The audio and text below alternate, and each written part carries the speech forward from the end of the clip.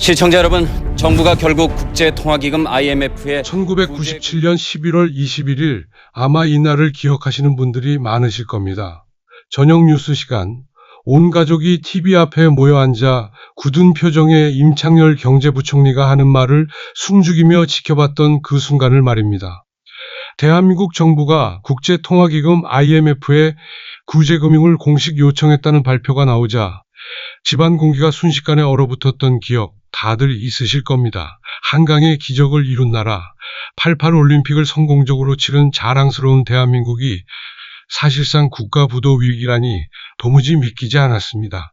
그날 밤 잠을 설치신 분들도 많으셨을 테고 앞으로 어떻게 될지 막막한 마음에 한숨을 쉬셨던 분들도 계셨을 겁니다. 오늘은 우리가 함께 겪었던 그 뼈아픈 시간들을 다시 한번 되짚어보려 합니다.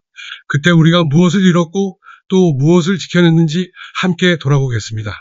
IMF 이야기를 하기 전에 그 전까지 우리가 얼마나 대단한 일을 해냈는지 잠시 되돌아볼 필요가 있습니다. 60년대, 70년대를 보내신 분들은 잘 아시겠지만 그때 우리나라가 얼마나 가난했는지 요즘 젊은 세대는 상상도 못합니다. 보릿고개라는 말이 그냥 옛말이 아니었고 1인당 국민소득이 필리핀보다도 낮았던 시절이 있었습니다. 그런데 우리가 해냈습니다. 새벽같이 일어나 공장으로, 건설 현장으로, 중동의 사막으로 나가 피땀 흘려 일한 결과 대한민국은 기적처럼 일어섰습니다. 88 올림픽 개막식 때 느꼈던 그 벅찬 감동 아직도 생생하시죠? 이제 우리도 해냈구나, 선진국 문턱에 섰구나 하는 자부심이 온 나라에 넘쳐 흘렀습니다. 96년에 OECD에 가입했을 때는 정말 이제 다 됐다 싶었습니다. 그런데 그로부터 불과 1년 만에 이런 일이 벌어질 줄 그때는 아무도 몰랐습니다. 사실 돌이켜보면 위기의 징조가 아예 없었던 것은 아니었습니다. 당시에 회사를 다니셨던 분들은 느끼셨을 수도 있습니다. 회사가 너무 무리하게 사업을 벌이고 있다거나 빚이 너무 많다거나 하는 불안감 말입니다. 그때 대기업들은 정부의 지원을 등에 업고 너도 나도 문어발식으로 사업을 확장했는데 그 돈의 대부분이 빚이었습니다. 1997년 당시 30대 재벌의 평균 부채 비율이 400%가 넘었다고 하니 자기 돈 1원에 남의 돈 4원을 빌려서 장사를 한 셈입니다. 지금 생각하면 아찔한 일이지만 그때는 대마불사라고 했습니다. 큰 기업은 절대 안 망한다, 정부가 어떻게든 살려준다, 그렇게들 믿었던 거죠. 더 큰 문제는 그 빚 중에 상당수가 외국에서 빌린 단기 외채였다는 겁니다. 1년 안에 갚아야 하는 돈이 산더미처럼 쌓여 있었는데 경제가 잘 돌아갈 때는 아무도 이게 문제라고 생각하지 않았습니다. 1997년 여름, 태국에서 시작된 금융위기 소식이 들려왔을 때를 기억하시나요? 처음에는 그게 우리랑 무슨 상관이냐 싶었을 겁니다. 정부도 그랬고 전문가들도 그랬습니다. 우리는 동남아랑 다르다, 경제 기초 체력이 튼튼하다고 자신있게 말했으니까요. 그런데 태국 바트화가 폭락하고 말레이시아가 흔들리고 인도네시아가 무너지는 것을 보면서 슬슬 불안해지셨던 분들도 계셨을 겁니다. 설마 우리나라까지? 하면서도 마음 한구석이 불편했던 그 느낌 말입니다. 외국 투자자들의 눈에 한국은 다른 아시아 국가들과 별반 달라 보이지 않았고 그들은 조용히 짐을 싸기 시작했습니다. 우리가 괜찮다, 괜찮다 하는 사이에 위기의 불길은 이미 한반도를 향해 번져오고 있었던 겁니다. 그해 벽두부터 심상치 않은 뉴스가 터져나왔습니다. 1월에 한보철강이 부도났다는 소식 기억하시죠? 세계 서열 14위, 기업이 5조 원이 넘는 빚을 감당 못하고 쓰러졌는데 그때만 해도 저 회사가 좀 무리했나 보다 정도로 생각하셨을 겁니다. 그런데 그게 시작이었습니다. 산미, 진로, 대농, 그리고 기아자동차까지. 설마 기아가? 싶으셨을 겁니다. 그 해에만 재벌그룹 8개가 도산했고 혹시 내가 다니는 회사는 우리 집 주거래은행은 괜찮을까? 다들 불안하셨을 겁니다.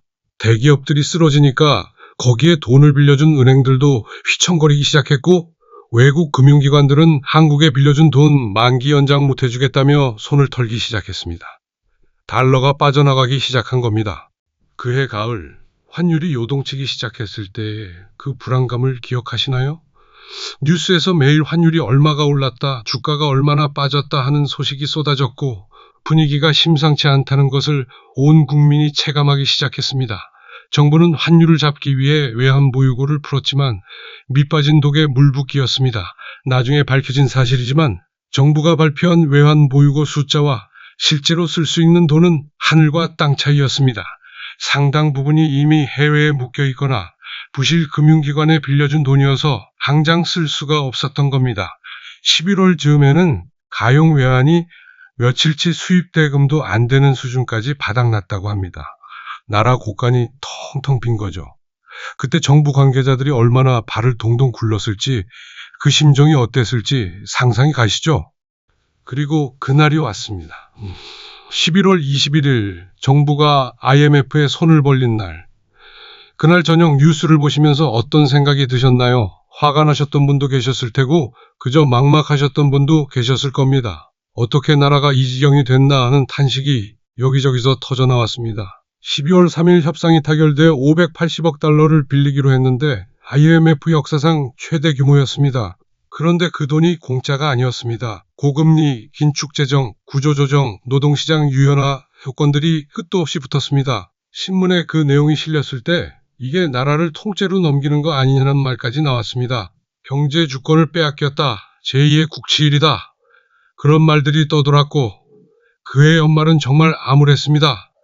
다가오는 새해가 두렵기만 했던 그 겨울, 다들 기억하고 계시죠? 1998년 새해가 밝았지만 새해 기분은 어디에도 없었습니다.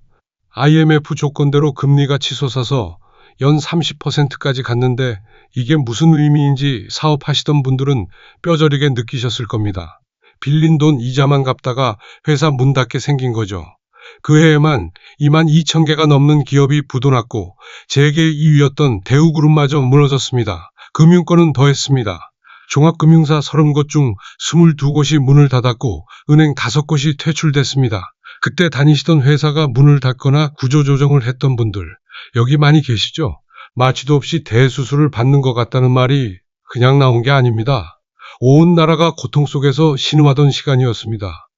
그때의 그 시간들 아마 평생 잊지 못하실 겁니다. 수십 년 다니던 회사에서 하루아침에 짐 싸라는 통보를 받으셨던 분도 계실 테고 그런 분을 주변에서 보셨던 분도 계실 겁니다.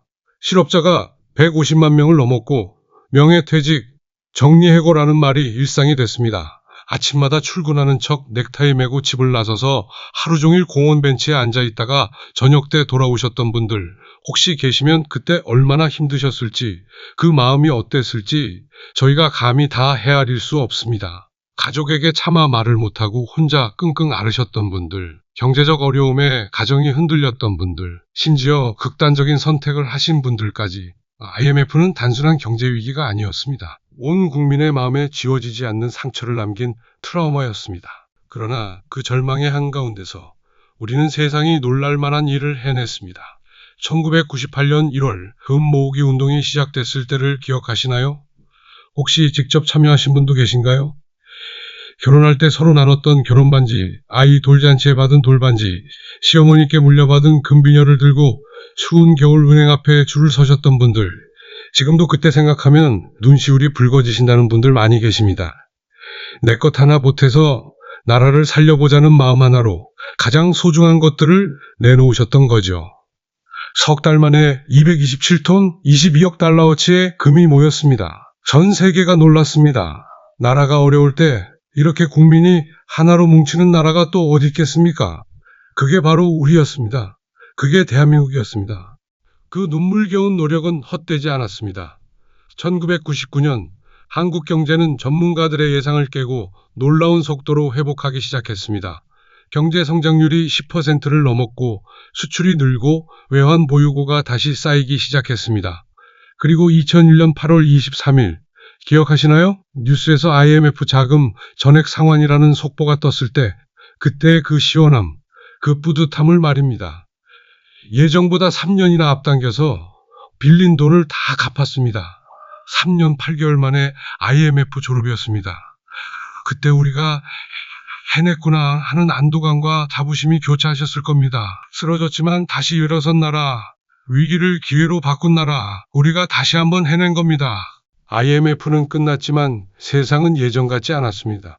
이건 다들 몸소 느끼셨을 겁니다. 평생 직장이라는 말이 사라졌습니다. 한 회사에 들어가면 정년까지 간다던 시대가 끝난 거죠. 정규직과 비정규직 사이의 격차가 벌어졌고 구조조정이 일상이 됐습니다. 요즘 젊은 사람들은 왜 이렇게 불안해하나 싶으실 수 있는데 IMF 이후로 세상이 바뀐 겁니다. 양극화가 심해지고 중산층이 쪼그라들었습니다. 물론 좋아진 것도 있습니다. 기업들이 투명해졌고 금융 시스템이 튼튼해졌고 외환 보유고를 두둑이 쌓아두는 게 국가의 최우선 과제가 됐습니다. 그때의 교훈을 잊지 않으려고 노력한 결과입니다. 그때 그 시절을 함께 겪으신 여러분께 여쭤봅니다. 1997년의 그 아픔이, 그 눈물이 우리에게 남긴 것은 무엇이었을까요? 빚으로 쌓은 성장은 위험하다는 것, 위기는 예고 없이 찾아온다는 것, 평소에 대비해야 한다는 것, 우리는 몸으로 배웠습니다. 그러나 무엇보다도 가장 힘들 때 우리가 어떤 사람들인지를 확인했습니다. 결혼 반지를 빼서 내놓던 그 손, 추운 겨울 은행 앞에 길게 늘어섰던 그 줄, 그것이 우리의 진짜 힘이었습니다. 그때를 기억하는 우리 세대가 있기에 대한민국은 다시는 그런 일을 겪지 않으려 노력하고 있습니다. 아픈 역사지만 잊어서는 안 됩니다. 기억해야 합니다. 그래야 다음 세대에게 더 나은 나라를 물려줄 수 있으니까요. 역사는 언제나 기억하는 사람의 것입니다. 시청해 주셔서 감사합니다.